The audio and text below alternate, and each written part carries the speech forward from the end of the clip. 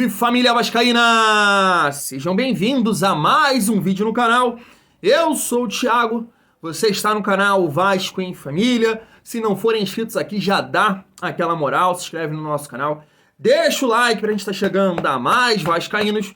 E não esquece de ativar o sininho de notificação para não perder os próximos vídeos. E tá sempre por aqui, deixando a sua opinião, seu comentário, pra gente fazer aquela resenha de vascaíno para vascaíno, repercutir aqui as últimas notícias do nosso Vascão, falar de treinador e também possíveis reforços.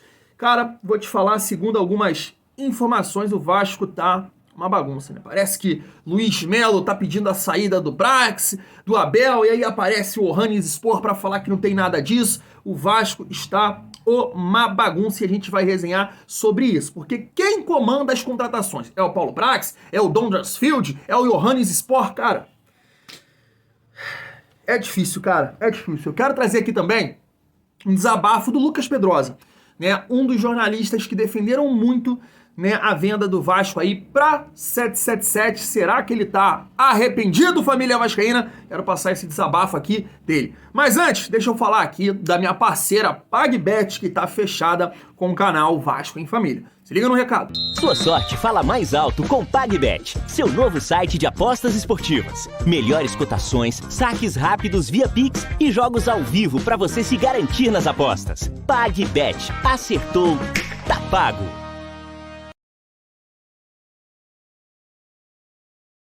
Tá dado o recado, PagBet fechada com o canal Vasco em Família. Eu vou deixar o link aqui no primeiro comentário fixado. Clicando, seu cadastro é muito rápido, sem burocracia nenhuma. Eles têm um suporte lá humanizado 24 horas por dia. E como foi dito aí no recado da PagBet, com apenas R$1, você já pode começar a fazer a sua fezinha. Thiago, já joga em outra casa de aposta. Poxa, chegou a hora de mudar, conhecer a PagBet pra tá dando uma moral aqui pro Thiagão. Não conheço esse mercado. Clica aqui no link, faz o seu cadastro, mas sempre com muita responsabilidade. Começa com R$1, vai evoluindo se você é bom de palpite e vai estar dando uma moral aqui pro Thiagão do Vasco em Família. Tem a rodada do Brasileirão aí começando hoje, né, família vascaína? Eu vou começar esse vídeo aqui falando chama o Lisca, e aí você vai entender por que eu tô falando isso, né? Você vai até me xingar quando ouvir eu falando isso, mas é o ponto que eu venho falando aqui, que pro Vasco sair dessa situação tem que fazer milagre e fazer história. E é exatamente isso. Eu tava vendo um Twitter, a Noite Vasco até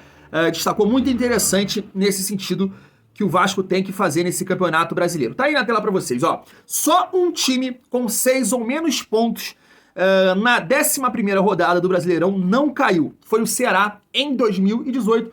Quem tava lá comandando o Ceará foi o Lisca, né, família vascaína? Chama a atenção que quando você vê essa lista dos times que até a 11ª rodada tinha 6 ou menos pontos, cara, só posso destacar aí de time grande, claro que com todo respeito às instituições, né, só o Atlético Paranaense em 2011. Tirando o Atlético Paranaense, cara, é um Avaí, é um América Mineiro, é um Santa Cruz. Então o Vasco, cara, ao longo do tempo no Campeonato Brasileiro, ele vem acumulando marcas negativas que realmente eu não sei se outro torcedor de time grande, com a torcida que o Vasco tem, passa por isso, cara. Passa por isso. O vascaíno é o torcedor mais sofrido que existe nesse mundo. Não é possível, mas o Ceará foi o único que conseguiu sair dessa situação, terminando o campeonato com 44 pontos.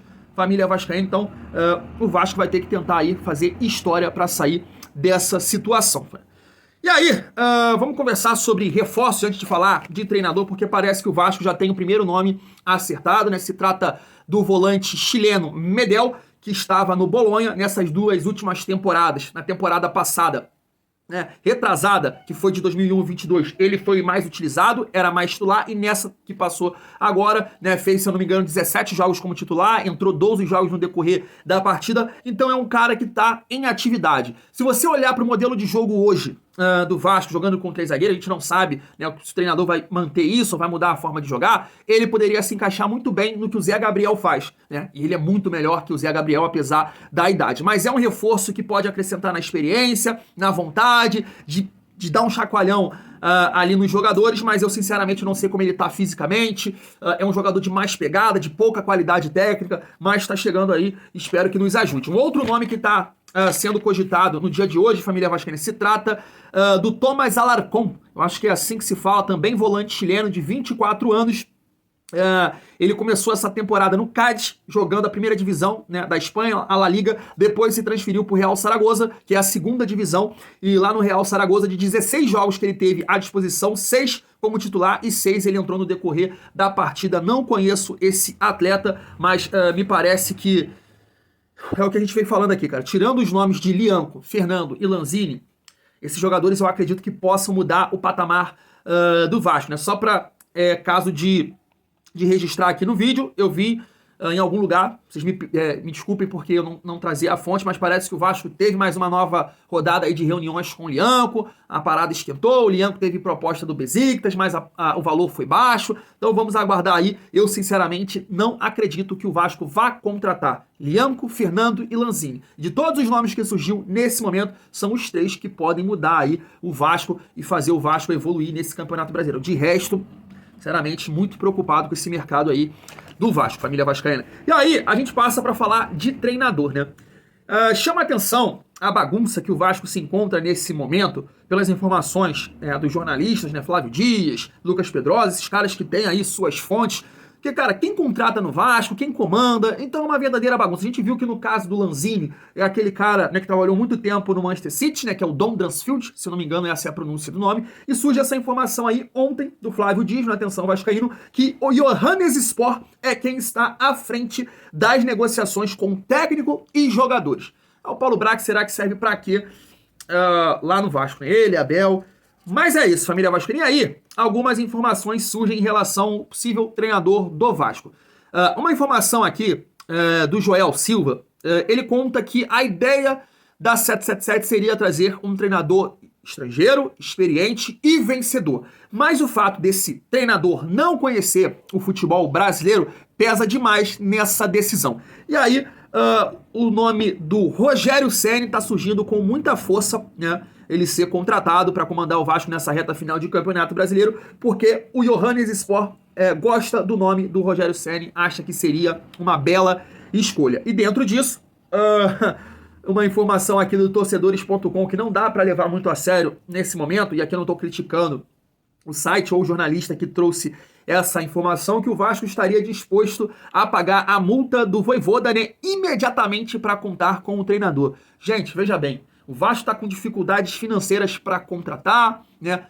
Me parece que não foi adiantado aí o valor do aporte de setembro. Estão esperando, parece, cair o dinheiro da televisão, aqui, outra ali, uma possível venda de jogador. Então como o Vasco vai pagar a multa de treinador, cara? Isso aqui não existe, esquece o Vojvoda. O Vasco vai no mercado para contratar um treinador que tá livre. Exatamente isso. E aí, né, o nome do Rogério Ceni ganha força por conhecer o futebol brasileiro, e um nome estrangeiro, que aí eu não conheço o trabalho, mas estava vendo aqui que passou por diversos clubes grandes, né? River Plate, São Lourenço, Libertad, o último clube dele lá na Arábia Saudita, o Al Hilal, é a do Ramon Dias, né? Que se encaixa no perfil da 777 por ser um treinador experiente e vencedor, mas conhecer pouco o futebol brasileiro. E aí eu te faço a seguinte pergunta: gosta do nome do Rogério Ceni? Tá ganhando força, tá aí subindo para comandar o Vasco nesse Campeonato Brasileiro. Pela repercussão que eu tô vendo no Insta, em comentários, em vídeos, né, em grupos de WhatsApp, o nome dele não agrada os torcedores vascaínos. Mas eu posso te dizer, cara, que acredito que o Rogério Ceni possa fazer um trabalho muito, mas muito melhor do que Maurício Barbieri, que nos últimos 31 jogos, somando RB Bragantino e também Vasco da Gama, ele ganhou 5 jogos e perdeu 18. Então acredito muito mais aqui no trabalho do Rogério Ceni, mesmo não sendo fã do trabalho dele, família vascaína. E aí, pra gente finalizar o nosso vídeo de toda a bagunça que o Vasco se encontra, né, dentro e fora de campo, família vascaína, eu quero trazer aqui um desabafo do Lucas Pedrosa, um dos jornalistas que, sem sombra de dúvida, colocaram muitas ideias na cabeça do torcedor, que estava rico, que estava bilionário, que seria uma nova era, e agora parece que o cara se arrependeu. Esse desabafo ontem lá na SBT Esporte. Quero saber o que você acha. Vamos lá. Você quer que eu fale de quê? Fala o que você quiser. Pode falar, eu não vou nem te fazer escada de nada. Vamos lá. Primeiro, eu sou contra qualquer ato de violência. Eu acho que nada justifica o que o torcedor do Vasco fez ou o que o torcedor do Santos fez lá na Vila Belmiro. Alguns torcedores, né, Pedro? Claro. Eu não diria nem que é torcedor. Sim. Eu entendo a revolta completamente, sou vascaíno, já falei isso aqui 1000 vezes. Mas não concordo com atos de violência. Porém, tenho que destacar aqui. A diretoria do Vasco escolheu o caos. Escolheu o caos desde o momento em que o Vasco perdeu para o Flamengo de 4-1 no Maracanã. Tinha a oportunidade de demitir o treinador naquele momento, perdeu de 4 para o maior rival, era mais do que um argumento para você, além do próprio campeonato pífio que o Vasco vem fazendo.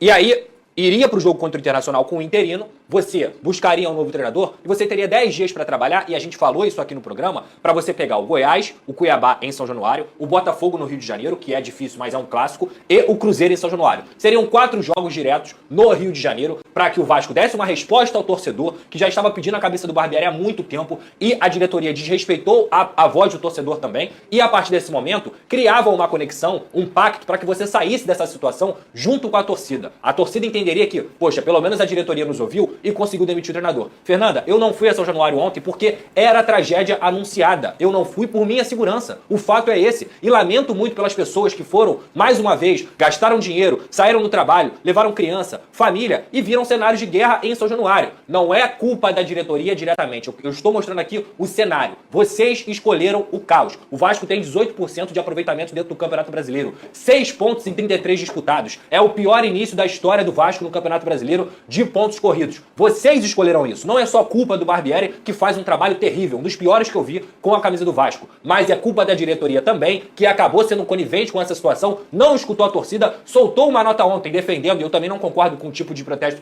que o Vascaíno fez com o Luiz Melo, mas soltou uma nota ontem que era mais querosene do que água para apagar fogo. E aí o torcedor, com toda razão, se revolta. Então a culpa é de vocês. O Vasco é uma bagunça não só em campo. O campo só é o reflexo do que é esse clube. O CEO, Luiz Melo, fraquíssimo, fazendo um trabalho terrível à frente do Vasco. Um trabalho onde você deve clubes, deve jogadores, se apropria do dinheiro do Andrei e, digo mais, não tem boa relação com o diretor de futebol Paulo Brax. Como é que um clube que é gerido por um cara que é o CEO não tem boa relação com o diretor de futebol? Qual é a chance disso dar certo? Abel Braga, que o Vene falou aqui, desculpa, tá fazendo figuração lá. Tá fazendo figuração. Só chega pra abrir a boca e dar declarações que só irritam mais o torcedor do Vasco. Do dono ao técnico. Todos prometeram coisas que não foram cumpridas ao torcedor. A 777 prometeu que o Vasco ia ter igualdade orçamentária com o Flamengo. O técnico Maurício Barbieri prometeu que ia propor jogo. O diretor de futebol Paulo Brax falou que seria uma nova era. O CEO também falou que o Vasco faria a maior janela de transferências da história do Vasco. E o Vasco faz o seu pior início de Campeonato Brasileiro. Então a incompetência é de cima até embaixo. É o reflexo no campo do que é o Vasco da Gama hoje. Vocês estão envergonhando essa instituição e, mais uma vez ontem, eu só lamento pelo torcedor. Repito, sou totalmente contra a violência. Sempre você. Nada justifica a violência. Mas você não conseguir entender a raiva e a revolta do torcedor do Vasco é porque você não acompanha o Vasco. E é ridículo o que vocês fizeram com essa instituição.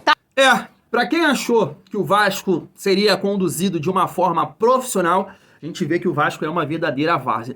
Porque eu acredito, cara, que esse tipo de informação, claro que ela tem fundamento. Esses caras têm contato, esses caras devem falar com o Brax, saber de algum funcionário ali internamente e tem esse entendimento, que o Vasco é uma bagunça. Porque o Flávio Dias falou sobre isso, que o Melo teria pedido a saída, a cabeça, de Paulo Brax e também do Abel Braga.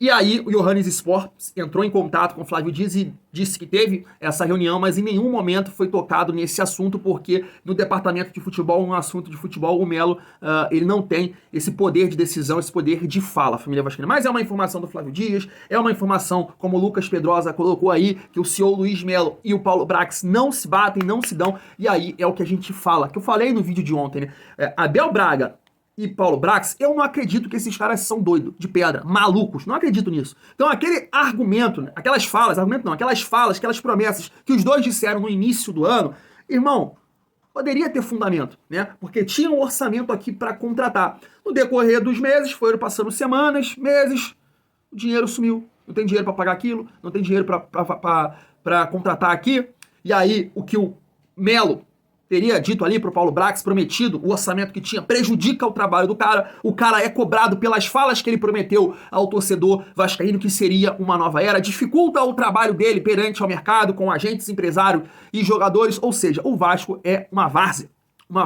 Então, difícil acreditar que eles possam dar a volta por cima em relação a isso, e agora aparece um monte de arrependidos aí, a família vascaína, que é o caso desse desabafo aí do Lucas Pedrosa.